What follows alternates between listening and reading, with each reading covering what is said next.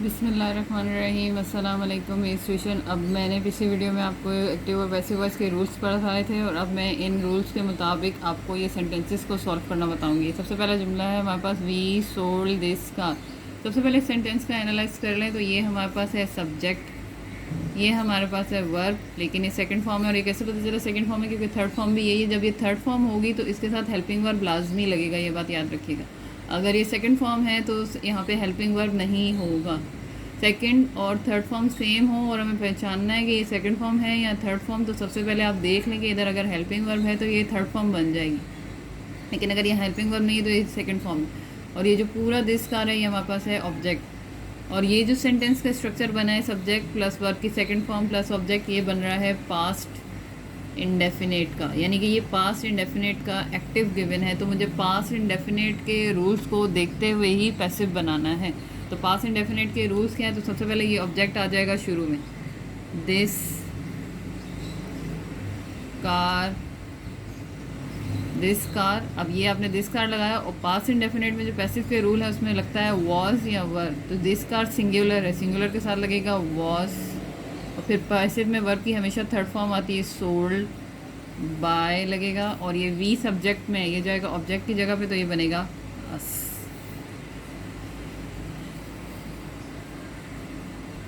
अब ये next sentence इसको एनालाइज करते हैं। तो ये हमारे पास है सब्जेक्ट, ये हैड, और ये हैड हेल्पिंग वर्ब है, और ये इंसल्टेड ये वर्ब की थर्ड फॉर्म है। अब यहाँ पे आपको क्लियर हो जाना चाहिए, ये हेल्पिंग वर्ब आया तो ये वर्ब की थर्ड फॉर्म बन गई। यहाँ हेल्पिंग वर्ब नहीं है तो ये वर्ब की सेकंड फॉर्म है। और ये आपके पास है ऑब्जेक्ट। और ये अगर मैं स्ट्रक्चर देखूँ, subject plus had plus verb की थर्ड फॉर्म प्लस ऑब्जेक्ट, तो ये बनता है मेरे पास पास्ट परफेक्ट।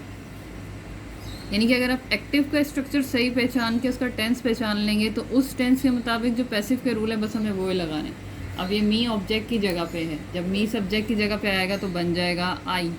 और पास्ट परफेक्ट की अच्छी बात यह है कि उसमें एक ही हेल्पिंग वर्ब है तो हैड, लेकिन पैसिव बनाते वक्त वहाँ पे लगेगा बीन। इंसल्टेड बाय, अब ये ही ऑब्जेक्ट में जाएगा तो ये बन जाएगा हिम।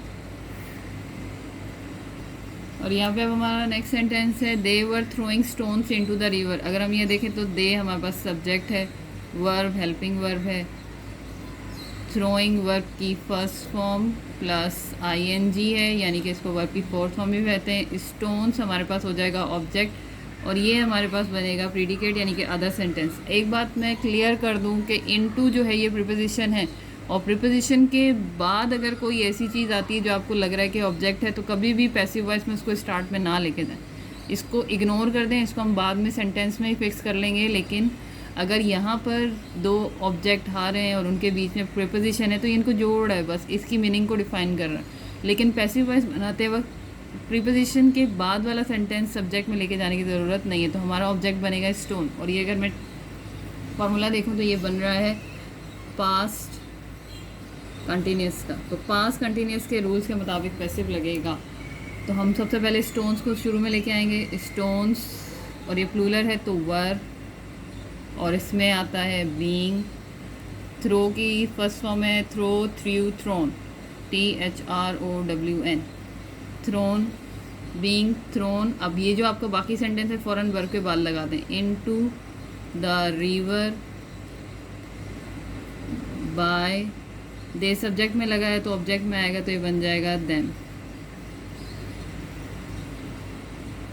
अब ये नेक्स्ट सेंटेंस है, यहाँ पर हमारे पास दे सब्जेक्ट है, पनिश्ड वर्ब की सेकंड फॉर्म है। ये सेकंड फॉर्म क्यों है? क्योंकि आपके पास कोई हेल्पिंग वर्ब नहीं है और ये आपके पास ऑब्जेक्ट है। तो अगर मैं इसको बनाऊँ तो सबसे पहले अस यहाँ पे वी का ऑब्जेक्ट है, ये शुरू में आएगा तो ये बन जाएगा वी। और ये सेंटेंस है मेरे पास पास्ट इंडेफिनिट।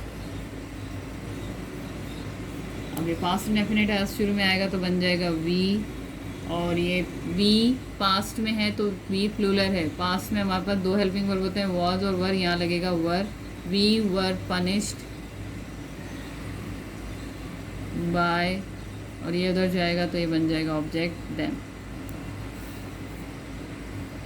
अब ये सेंटेंस है, इसमें है माई आंट, ये आपका सब्जेक्ट है, हैज़ हेल्पिंग वर्ब है, सेंट वर्ब की थर्ड फॉर्म है। ये वर्ब की थर्ड फॉर्म क्यों है? क्योंकि अब हेल्पिंग वर्ब के बाद लगी हुई है मी भी ऑब्जेक्ट है और ये भी पूरा क्या है? ऑब्जेक्ट है। अच्छा, अब यहाँ पे आपके पास डबल ऑब्जेक्ट है। ये डबल ऑब्जेक्ट है, इसमें प्रिपोजिशन नहीं है, तो ये दोनों में से कोई भी ऑब्जेक्ट यूज़ करके आप बना सकते हैं। तो मैं आपको दोनों ऑब्जेक्ट से करके बनाना बताऊँगी। तो सबसे पहले आएगा, मी से बना रही हूँ, मी सब्जेक्ट में आएगा तो आई। आई ये प्रेजेंट परफेक्ट है। प्रेजेंट परफेक्ट में हैज़ और हैव आता है, तो आई है तो आई के साथ यहाँ पे हम हैव लगाते हैं, हैज़ नहीं लगाते। I have been Saint.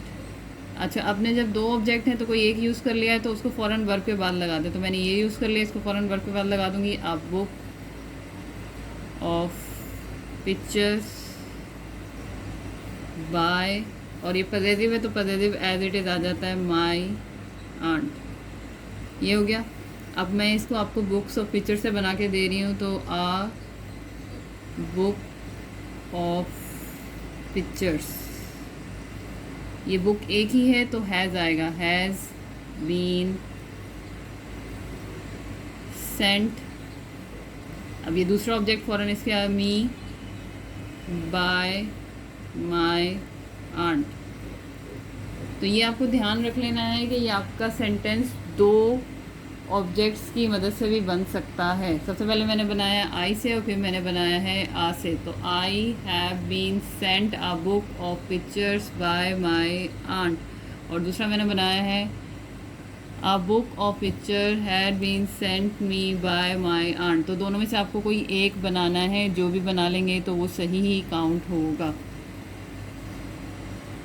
अब हमारे पास नेक्स्ट सेंटेंस है, और नेक्स्ट सेंटेंस है do you know his father. Do आपके पास हेल्पिंग वर्ब है, यू हमारे पास सब्जेक्ट है, नो हमारे पास वर्ब है और फर्स्ट फॉर्म है, हिज फादर हमारे पास पूरा ऑब्जेक्ट है, और ये डू हमें बता रहा है कि ये प्रेजेंट इंडेफिनिट है। अच्छा, जब अगर सवाल में आपको पैसिव वॉइस में जो आपको एक्टिव दिया हुआ वो प्रेजेंट या नेगेटिव में दिया हो तो आपको उसको, या सॉरी इंटेरोगेटिव या नेगेटिव में दिया हो तो मुझे उसको इंटेरोगेटिव में ही रखना है और मुझे उसको नेगेटिव में ही रखना है, यानी कि मुझे उसका फॉर्मेट चेंज नहीं करना। अब अगर मैं यहाँ पे थोड़ी देर के लिए हेल्पिंग वर्ब को छोड़ दूँ और अपना ऑब्जेक्ट देखूँ तो हिज फादर आएगा सब्जेक्ट की जगह पे, और हिज फादर सिंगुलर और ये मैंने प्रेजेंट इंडेफिनिट पहचाना है, तो इसमें हेल्पिंग वर्ब होते हैं इज़, एम और आर। तो फादर सिंगुलर है तो मेरे पास आ जाएगा हेल्पिंग वर्ब इज़, और जब भी हम इंटरोगेटिव बनाते हैं तो वो आ जाता है शुरू में। तो इज़ हिज फादर, और वर्ब की थर्ड फॉर्म लगानी है तो is his father known by you, का ऑब्जेक्ट यू ही है और ये क्वेश्चन में ही रहेगा। अब जो नेक्स्ट है, is a teacher beating a student with a stick. इसमें हम एनालाइज कर लें तो ये हमारे पास जो इज़ है ये हमारे पास हेल्पिंग वर्ब है, आ टीचर हमारे पास सब्जेक्ट है, बीटिंग हमारे पास वर्ब की फर्स्ट फॉर्म प्लस आईएनजी है, आ स्टूडेंट मेरे पास ऑब्जेक्ट है, और अब यहाँ पे फिर प्रीपोजिशन आ रहा है, और मैंने कहा था जब भी प्रीपोजिशन आए और उसके बाद वाला ऑब्जेक्ट हमको नहीं लेना है, हम इसको सेटल कर देंगे सेंटेंस में कहीं पे भी। अब जब मेरे पास आ स्टूडेंट, मैं शुरू में है हेल्पिंग वर्ब की जगह छोड़ूंगी और यहाँ पे लिखूंगी आ स्टूडेंट।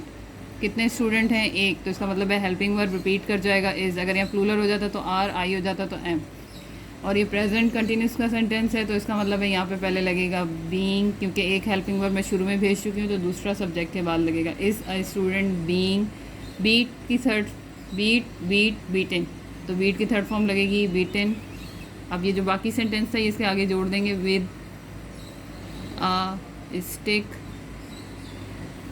Bye a teacher. ये है हमारे पैसिव वॉइस के नॉर्मल सेंटेंसेस जो कि 12 टेंसेस की मदद से मैंने सॉल्व करके दिए हैं। आपको समझ आए होंगे।